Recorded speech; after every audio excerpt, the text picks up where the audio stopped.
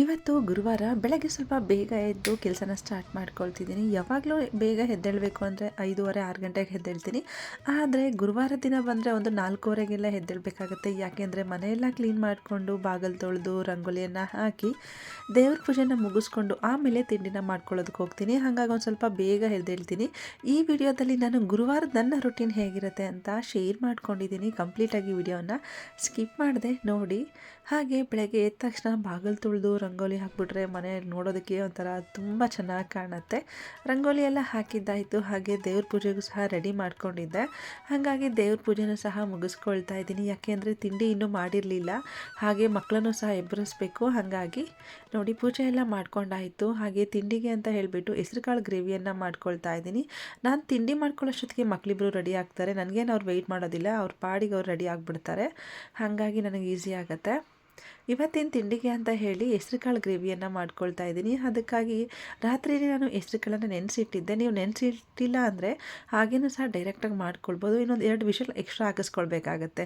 ಈ ಬೆಳಗ್ಗೆ ಹೊತ್ತು ಬ್ರೇಕ್ಫಾಸ್ಟ್ಗೆ ಮತ್ತು ಬಾಕ್ಸಿಗೆ ಬೇಕಲ್ವ, ಹಾಗಾಗಿ ಟೈಮ್ ಸಾಕಾಗಲ್ಲ. ನಾನು ಅದಕ್ಕೆ ರಾತ್ರಿಯೇ ನೆನೆಸಿಟ್ಟಿದ್ದೆ. ಅದಕ್ಕೆ ಇದೊಂದು ಸರಿ ಚೆನ್ನಾಗಿ ತೊಳ್ಕೊಂಡು ಹೆಸರುಕಾಳನ್ನು ಅದಕ್ಕೆ ಉಪ್ಪು ಮತ್ತು ನೀರನ್ನು ಸೇರಿಸಿ ಬೇಯಿಸೋದಕ್ಕೆ ಇಟ್ಕೊಳ್ತಾ ಇದ್ದೀನಿ. ಜಸ್ಟ್ ಒಂದು ವಿಷಲ್ ಹಾಕಿಸ್ಕೊಳ್ತೀನಿ ಅಷ್ಟೇ. ಅಷ್ಟರಲ್ಲಿ ಚಪಾತಿಗೆ ನಾನು ಬೀಟ್ರೋಟನ್ನು ಹಾಕಿ ಮಾಡ್ಕೊಳ್ತಾ ಇದ್ದೀನಿ. ಹಾಗಾಗಿ ಒಂದು ಮಿಕ್ಸಿ ಜಾರ್ಗೆ ತೊಳೆದು ಕಟ್ ಮಾಡಿ ಇಟ್ಕೊಂಡ್ರು ಬೀಟ್ರೋಟು ಮತ್ತು ಕ್ಯಾರೆಟು, ಒಂದು ಹಸಿಮೆಣಸಿನ್ಕಾಯಿ, ಸ್ವಲ್ಪ ಪುದೀನ ಸೊಪ್ಪು ಮತ್ತು ಇನ್ನೊಂದು ಸ್ವಲ್ಪ ಕೊತ್ತಂಬರಿ ಸೊಪ್ಪನ್ನ ಆ್ಯಡ್ ಮಾಡ್ಕೊಳ್ತಾ ಇದ್ದೀನಿ. ತುಂಬಾ ರುಚಿಯಾಗಿರುತ್ತೆ. ಇದಿಷ್ಟನ್ನು ಸೇರಿಸ್ಕೊಂಡು ಸ್ಮೂತ್ ಪೇಸ್ಟಾಗಿ ಗ್ರೈಂಡ್ ಮಾಡ್ಕೊಂಡು ಬರಬೇಕು. ಸ್ವಲ್ಪ ನೀರನ್ನು ಹಾಕ್ಕೊಂಡು ಗ್ರೈಂಡ್ ಮಾಡ್ಕೊಳ್ಳಿ ಅಷ್ಟೇ. ನೋಡಿ ಈ ರೀತಿ ಪೇಸ್ಟ್ ಮಾಡಿ ಇಟ್ಕೊಂಡ್ರೆ ತುಂಬ ಚೆನ್ನಾಗಿರುತ್ತೆ. ಈಗ ಚಪಾತಿ ಹಿಟ್ಟನ್ನು ಕಲಿಸ್ಕೊಳ್ಳೋದಕ್ಕೆ ಒಂದು ಬಟ್ಲಿಗೆ ನಾನು ಉಪ್ಪು ಮತ್ತು ಸಕ್ಕರೆನ ಆ್ಯಡ್ ಮಾಡ್ಕೊಳ್ತಾ ಇದ್ದೀನಿ. ಸಕ್ಕರೆ ಹಾಕೋದ್ರಿಂದ ಏನು ಸ್ವೀಟ್ ಏನು ಬರೋದಿಲ್ಲ. ಆದರೆ ಚಪಾತಿ ಸ್ವಲ್ಪ ಓವರ್ ಬಾಯ್ಲ್ಡ್ ಅಥವಾ ಸ್ವಲ್ಪ ಜಾಸ್ತಿ ಬೆಂದುಬಿಟ್ರೆ ಕಪ್ಪಾಗಿಬಿಡುತ್ತೆ. ಅದೇ ರೀತಿ ಕಪ್ಪಾಗಬಾರ್ದು ಅಂದರೆ ಸಕ್ಕರೆನ ಸೇರಿಸ್ಕೊಳ್ಳಿ. ಆಗ ಗೋಲ್ಡ್ ಕಲರ್ ಇರುತ್ತೆ, ಲೈಕ್ ಗೋಲ್ಡನ್ ಥರ ಇರುತ್ತೆ ಚಪಾತಿ. ಹಾಗಾಗಿ ಸಕ್ಕರೆನ ಆ್ಯಡ್ ಮಾಡ್ಕೊಳ್ತೀನಿ. ಮತ್ತು ಟೇಸ್ಟು ಸಹ ಚೆನ್ನಾಗಿರುತ್ತೆ. ಉಪ್ಪು ಮತ್ತು ಸಕ್ಕರೆ ಎರಡನ್ನೂ ಹಾಕೋದ್ರಿಂದ ಸಕ್ಕರೆ ಮತ್ತು ಉಪ್ಪನ್ನು ಹಾಕಿ ನೀರು ಹಾಕಿ ಕರಗಿಸ್ಕೊಂಡು ಆಮೇಲೆ ಗೋಧಿ ಹಿಟ್ಟನ್ನು ಹಾಕ್ಕೊಳ್ತಾ ಇದ್ದೀನಿ. ನಿಮ್ಗೆ ಇಷ್ಟ ಬಂದಿರೋ ಗೋಧಿ ಹಿಟ್ಟನ್ನು ಹಾಕ್ಕೊಳ್ಬೋದು, ಚಪಾತಿ ಹಿಟ್ಟು. ಹಾಗೆ ಆಗಲೇ ರುಬ್ಬಿಟ್ಕೊಂಡಿದ್ವಲ್ವ ಆ ಪೇಸ್ಟು ಜೊತೆಗೆ ಒಂದು ಅರ್ಧ ಟೇಬಲ್ ಸ್ಪೂನಷ್ಟು ಗರಂ ಮಸಾಲನ ಸೇರಿಸ್ಕೊಳ್ತಾ ಇದ್ದೀನಿ.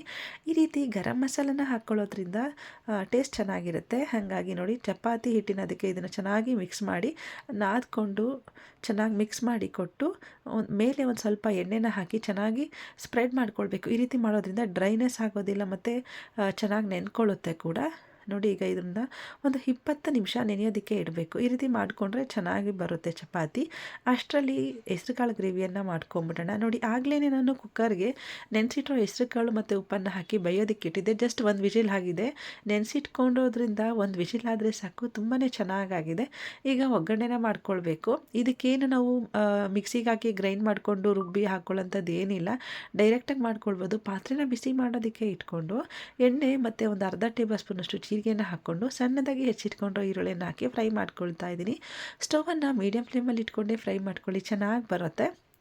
ಹಾಗೆ ಇದಕ್ಕೆ ಮಸಾಲೆ ಪದಾರ್ಥ ಏನು ರುಬ್ಕೊಳ್ಳೋದೇನಿಲ್ಲ ಅಲ್ವಾ, ಹಾಗಾಗಿ ಬೇಗನೂ ಆಗಿಬಿಡುತ್ತೆ. ನಾನು ಎಷ್ಟು ಬೇಗ ಆಗುತ್ತೋ ಅದೇ ರೀತಿಯ ಒಂದು ಬ್ರೇಕ್ಫಾಸ್ಟ್ನೇ ಬೆಳಗ್ಗೆ ಹೊತ್ತು ಪ್ರಿಫರ್ ಮಾಡ್ತೀನಿ ಮಾಡ್ಕೊಳ್ಳೋದಕ್ಕೆ. ಯಾಕೆಂದರೆ ಟೈಮ್ ಸಾಕಾಗಲ್ಲ, ಎಲ್ಲರಿಗೂ ಗೊತ್ತಿರೋ ಹಾಗೆ. ಹಾಗಾಗಿ 7 o'clock ಒಳಗಡೆ ಎಲ್ಲ ರೆಡಿಯಾಗಿ ಮಕ್ಕಳನ್ನು ರೆಡಿ ಮಾಡಿ ವ್ಯಾನಿಗೆ ಬಿಡಬೇಕಲ್ವ. ಹಾಗಾಗಿ ನೋಡಿ ಈರುಳ್ಳಿ ಸ್ವಲ್ಪ ಚೆನ್ನಾಗಿ ಫ್ರೈ ಆಗ್ತಿದೆ. ಈಗ ಇದಕ್ಕೆ ಒಂದು ಅರ್ಧ ಟೇಬಲ್ ಸ್ಪೂನಷ್ಟು ಶುಂಠಿ ಬೆಳ್ಳುಳ್ಳಿ ಪೇಸ್ಟನ್ನು ಹಾಕಿ ಫ್ರೈ ಮಾಡ್ಕೊಳ್ತಾ ಇದ್ದೀನಿ. ಸ್ಟವನ್ನು ನೋಡಿಕೊಂಡು ಇಟ್ಕೊಳ್ಳಿ, ಯಾಕೆಂದರೆ ಬೇಗ ಕಪ್ಪಾಗಿಬಿಡುತ್ತೆ ಈರುಳ್ಳಿ. ಹಾಗಾಗಿ ಈಗ ಇದಕ್ಕೆ ಸ್ವಲ್ಪ ಕರಿಬೇವಿನ ಸೊಪ್ಪನ್ನು ಸಹ ಆ್ಯಡ್ ಮಾಡ್ಕೊಳ್ತಾ ಇದ್ದೀನಿ. ಕರಿಬೇವಿನ ಸೊಪ್ಪನ್ನು ಮೊದಲೇ ಹಾಕಬೇಡಿ, ಬೇಗ ಕಪ್ಪಾಗಿಬಿಡುತ್ತೆ. ಈ ರೀತಿ ಮಧ್ಯದಲ್ಲಿ ಹಾಕ್ಕೊಂಡ್ರೆ ಚೆನ್ನಾಗಿರುತ್ತೆ. ಈಗ ಇದಕ್ಕೆ ನಾನಿಲ್ಲಿ ಸಣ್ಣದು ಅಂದರೆ ಮೀಡಿಯಮ್ ಸೈಜಿಂದು 2 ಟೊಮೊಟೊನ ಸೇರಿಸ್ಕೊಂಡು ಫ್ರೈ ಮಾಡ್ಕೊಳ್ತಾ ಇದ್ದೀನಿ. ಟೊಮೊಟೊ ಸ್ವಲ್ಪ ಸಾಫ್ಟ್ ಆಗಬೇಕು, ಬೆಳಗ್ಗೆ ಹೊತ್ತಲು ಟೈಮ್ ಬೇರೆ ಇರಲ್ಲ. ಹಾಗಾಗಿ ಇದಕ್ಕೆ ಒಂದು ಸ್ವಲ್ಪ ಉಪ್ಪನ್ನು ಸೇರಿಸ್ಕೊಂಡು ಫ್ರೈ ಮಾಡ್ಕೊಳ್ತೀನಿ. ಈ ರೀತಿ ಉಪ್ಪನ್ನು ಸೇರಿಸಿ ಟೊಮೊಟೊನ ಫ್ರೈ ಮಾಡ್ಕೊಳ್ಳೋದ್ರಿಂದ ಟೊಮೊಟೊ ಬೇಗ ಸಾಫ್ಟ್ ಆಗಿಬಿಡುತ್ತೆ. ಹಾಗಾಗಿ ಮತ್ತು ತಳನೂ ಹತ್ತೋದಿಲ್ಲ. ಅದಕ್ಕಾಗಿ ಇದಕ್ಕೆ ಸ್ವಲ್ಪ ಉಪ್ಪನ್ನು ಸೇರಿಸಿ ಚೆನ್ನಾಗಿ ಮಿಕ್ಸ್ ಮಾಡಿ ಕೊಟ್ಟು ಟೊಮೊಟೊ ಸಾಫ್ಟ್ ಆಗೋ ತನಕ ಫ್ರೈ ಮಾಡ್ಕೊಳ್ಬೇಕು. ಬೇಗ ಸಾಫ್ಟ್ ಆಗಲಿ ಅಂದ್ಬಿಟ್ಟು ನಾನು ಲಿಡ್ಡನ್ನು ಕ್ಲೋಸ್ ಮಾಡಿ ಬೇಯಿಸ್ಕೊಳ್ತಾ ಇದ್ದೀನಿ. ಜಸ್ಟ್ 1 ನಿಮಿಷ ಬೇಯಿಸ್ಕೊಂಡ್ರೆ ಸಾಕು, ಸಾಫ್ಟ್ ಆಗಿಬಿಡುತ್ತೆ. ನೋಡಿ ಈಗ ಎಷ್ಟು ಚೆನ್ನಾಗಾಗಿದೆ ಅಂತ ಹೇಳಿ. ಸ್ವಲ್ಪ ಸಾಫ್ಟ್ ಆಗಿದೆ ಟೊಮೊಟೊ. ಈ ರೀತಿ ಆದರೆ ಟೇಸ್ಟ್ ಚೆನ್ನಾಗಿರುತ್ತೆ. ಈಗ ಇದಕ್ಕೆ ಮಸಾಲೆ ಪದಾರ್ಥಗಳು ಅಂದರೆ ನಾನಿಲ್ಲಿ ರುಚಿಗೆ ತಕ್ಕಷ್ಟು ಅಚ್ಚ ಖಾರದ ಪುಡಿ ಮತ್ತು 1 ಟೇಬಲ್ ಸ್ಪೂನ್ ಧನಿಯಾ ಪೌಡರು, ಹಾಗೆ ಅರ್ಧ ಟೇಬಲ್ ಸ್ಪೂನ್ ಗರಂ ಮಸಾಲ, ಸ್ವಲ್ಪ ಅರಿಶಿನದ ಪುಡಿಯನ್ನು ಹಾಕಿ ಚೆನ್ನಾಗಿ ಫ್ರೈ ಮಾಡಿ ಕೊಡಬೇಕು. ಮಸಾಲೆ ಪದಾರ್ಥಗಳನ್ನು ಹಾಕಿದ ಮೇಲೆ ಒಂದು 2 ನಿಮಿಷ ಅದನ್ನು ಚೆನ್ನಾಗಿ ಮಿಕ್ಸ್ ಮಾಡಿಕೊಟ್ಟು ಬೇಯಿಸ್ಕೊಳ್ಳೋದ್ರಿಂದ ಅದರಲ್ಲಿರೋ ಹಸಿ ಸ್ಮೆಲ್ಲೆಲ್ಲ ಹೋಗುತ್ತೆ. ಈಗ ಇದಕ್ಕೆ ಒಂದು 2 ಟೇಬಲ್ ಸ್ಪೂನಷ್ಟು ಗಟ್ಟಿ ಮೊಸರನ್ನ ಸೇರಿಸ್ಕೊಳ್ತಾ ಇದ್ದೀನಿ.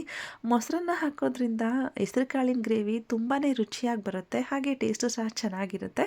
ಹಾಗಾಗಿ ಇದಕ್ಕೆ ಮೊಸರನ್ನ ಸೇರಿಸ್ಕೊಂಡು ಚೆನ್ನಾಗಿ ಮಿಕ್ಸ್ ಮಾಡಿಕೊಟ್ಟು ಒಂದೆರಡು ನಿಮಿಷ ಬೇಯಿಸ್ಕೊಂಡು ಆಮೇಲೆ ಆಗಲೇ ನಾವು ಬೇಯಿಸಿ ಇಟ್ಕೊಂಡಿದ್ವಲ್ವ ಹೆಸರುಕಾಳು, ಅದನ್ನು ಇದಕ್ಕೆ ಸೇರಿಸ್ಕೊಂಡು ಚೆನ್ನಾಗಿ ಮಿಕ್ಸ್ ಮಾಡಿ ಕೊಡಬೇಕು.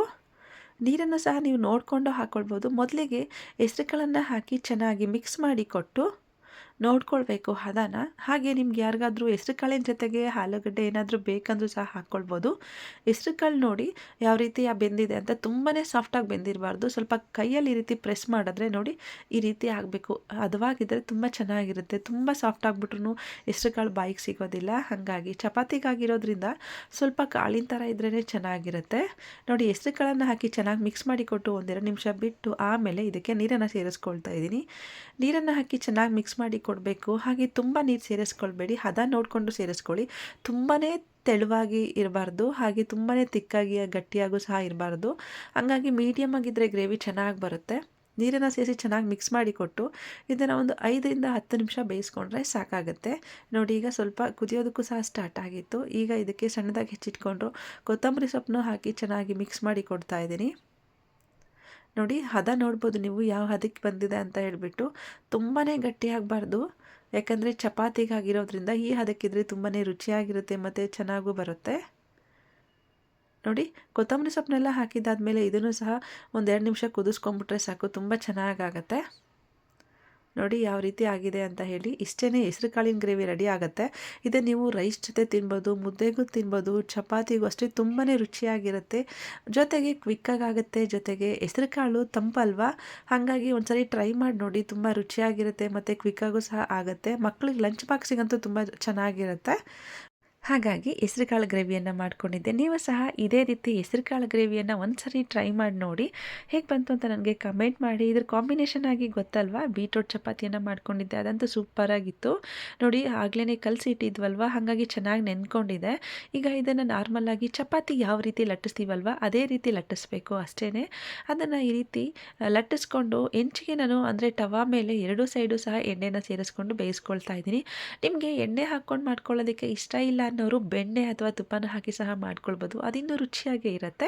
ನಾನಿಲ್ಲಿ ಮೇಲ್ಗಡೆ ಸ್ವಲ್ಪ ಎಣ್ಣೆನ ಸ್ಪ್ರೆಡ್ ಮಾಡಿ ಎರಡೂ ಕಡೆಯೂ ಮೀಡಿಯಮ್ ಫ್ಲೇಮಲ್ಲಿ ಇಟ್ಕೊಂಡು ಬೇಯಿಸ್ಕೊಳ್ತಾ ಇದ್ದೀನಿ. ನೋಡಿ ಇಷ್ಟೇ, ಬೀಟ್ರೋಟ್ ಚಪಾತಿ ತುಂಬಾ ರುಚಿಯಾಗಿರುತ್ತೆ. ಜೊತೆಗೆ ಕಲರ್ಫುಲ್ಲಾಗಿರೋದ್ರಿಂದ ಮಕ್ಕಳಂತೂ ತುಂಬ ಇಷ್ಟಪಟ್ಟು ತಿಂತಾರೆ. ಹಾಗೆ ಸ್ವಲ್ಪ ಚೇಂಜ್ ಅನಿಸುತ್ತೆ ಅವ್ರಿಗೆ. ಲಂಚ್ ಬಾಕ್ಸನ್ನು ಫುಲ್ಲಾಗಿ ಖಾಲಿ ಮಾಡ್ಕೊಂಡಂತೂ ಬರ್ತಾರೆ. ನೀವೊಂದ್ಸರಿ ಮಕ್ಕಳಿಗೆ ಇದೇ ರೀತಿ ಲಂಚ್ ಬಾಕ್ಸಿಗೆ ಮಾಡಿಕೊಡಿ. ಹಾಗೆ ಅವರು ಏನಂತ ಹೇಳಿದ್ರು ಅಂತ ನನಗೆ ಕಮೆಂಟ್ ಮಾಡಿ. ನೋಡಿ ಎಷ್ಟು ಚೆನ್ನಾಗಿದೆ ಅಂತ ಹೇಳಿಬಿಟ್ಟು. ಬೀಟ್ರೋಟ್ ಚಪಾತಿ ತುಂಬಾ ರುಚಿಯಾಗಿತ್ತು. ನೋಡಿದ್ರಲ್ಲ ಎಷ್ಟು ಸಿಂಪಲ್ಲಾಗಿ ಹೆಸರುಕಾಳು ಗ್ರೇವಿ ಜೊತೆಗೆ ಬೀಟ್ರೋಟ್ ಚಪಾತಿಯನ್ನು ಮಾಡ್ಕೊಳ್ಬೋದು ಅಂತ ಹೇಳಿಬಿಟ್ಟು. ಇದಾಗಿತ್ತು ನನ್ನ ಬೆಳಗ್ಗಿನ ತಿಂಡಿ. ಹಾಗೆ ಮಕ್ಕಳಿಗೆ ಲಂಚ್ ಬಾಕ್ಸ್ ಎಲ್ಲ ಬ್ಯಾಕ್ ಮಾಡಿಕೊಟ್ಟಿದ್ದು ಸಹ ಆಯಿತು. ಹಾಗೆ ಅವ್ರಿಗೆ ಸ್ಕೂಲ್ಗೆ ಹೋಗೋದಕ್ಕೂ ಸಹ ಟೈಮ್ ಆಯಿತು. ಇನ್ನೇನು ವ್ಯಾನ್ ಬರೋ ಟೈಮ್ ಆಯಿತು ಅಂತ ಇಬ್ಬರು ರೆಡಿ ಆದರು. ವ್ಯಾನಿಗೆ ಬಿಟ್ಟು ಬರೋಣ ಅಂತ ಹೋದ್ವಿ. ಹಾಗೆ ನೋಡಿ ಫಸ್ಟು ಹಿತ್ತನ ವ್ಯಾನ್ ಬಂತು, ಆಮೇಲೆ ಹಿಮದು. ಹಿಮ ಅಲ್ಲಿ ನಿಂತ್ಕೊಂಡಷ್ಟೊತ್ತು ಸ್ವಲ್ಪ ಅದು ಇದು ಬೇಕು ಅಂತ ಹಠ ಮಾಡ್ತಾನೆ ಇರ್ತಾಳೆ. ಅವಳಿಗೆ ಏನಾದರೂ ಕೊಡಿಸ್ತಾ ಇರಬೇಕು. ಹಾಗಾಗಿ ಅವಳನ್ನು ಸಹ ವ್ಯಾನ್ಗೆ ಹತ್ತಿಸಿ ಮನೆಗೆ ಬಂದೆ. ಮನೆಗೆ ಬಂದು ಆಮೇಲೆ ಇನ್ನೊಂದು ಸ್ವಲ್ಪ ಇರೋ ಕೆಲಸನ ಮುಗಿಸ್ಕೊಂಡು ಬೆಳಗ್ಗೆನೇ ದೇವಸ್ಥಾನಕ್ಕೆ ಹೋಗೋಣ ಅಂತ ಹೇಳಿ ರಾಯರ ಮಠಕ್ಕೆ ಹೋಗ್ತಾ ಇದ್ದೀನಿ. ನನಗೆ ಗುರುವಾರ ಬಂತು ಅಂದರೆ ರಾಯರ ಮಠಕ್ಕೆ ಹೋದರೆ ಒಂದು ರೀತಿ ಸಮಾಧಾನ. ಹಂಗಾಗಿ ಅದೊಂದು ಅಭ್ಯಾಸನೇ ಮಾಡ್ಕೊಂಬಿಟ್ಟಿದ್ದೀನಿ. ರಾಯರ ಮಠಕ್ಕೆ ಹೋಗಿ ದೀಪನ ಹಚ್ಕೊಂಡು ಬಂದರೆ ಅಂತೂ ನಾನು ಇಡೀ ದಿನ ಏನೋ ಒಂಥರ ಪಾಸಿಟಿವ್ನೆಸ್ ಇರುತ್ತೆ ಮತ್ತು ನನ್ನ ದಿನ ಕಂಪ್ಲೀಟ್ ಆಗುತ್ತೆ ಅನ್ನೋದು ಮೈಂಡು. ಹಾಗಾಗಿ ಪೂಜ್ಯಾಯ ರಾಘವೇಂದ್ರಾಯ ಸತ್ಯ ಧರ್ಮವ್ರತಾಯ ಚ ಭಜತಾಂ ಕಲ್ಪವೃಕ್ಷಾಯ ನಮತಾಂ ಕಾಮಧೇನುವೆ. ನಾನು ಒಂದು ಕಾಲದಲ್ಲಿ ರಾಯರು ಇದ್ದಾರೆ ಅನ್ನೋದೇ ನನಗೆ ಗೊತ್ತಿರಲಿಲ್ಲ. ಆದರೆ ಇವತ್ತಿನ ದಿನ ರಾಯರು ಇಲ್ಲ ಅಂದರೆ ಇರೋಕ್ಕಾಗಲ್ಲ ಅನ್ನೋಷ್ಟು ಮಟ್ಟಿಗೆ ಭಕ್ತರಾಗಿದ್ದೀನಿ. ಹಾಗೆ ದೇವಸ್ಥಾನದಿಂದ ಬಂದು ಆಮೇಲೆ ತಿಂಡಿಯನ್ನು ಸಹ ಮಾಡಿಕೊಂಡೆ. ಇದಾಗಿತ್ತು ನನ್ನ ಬೆಳಗಿನ ರೊಟೀನ್.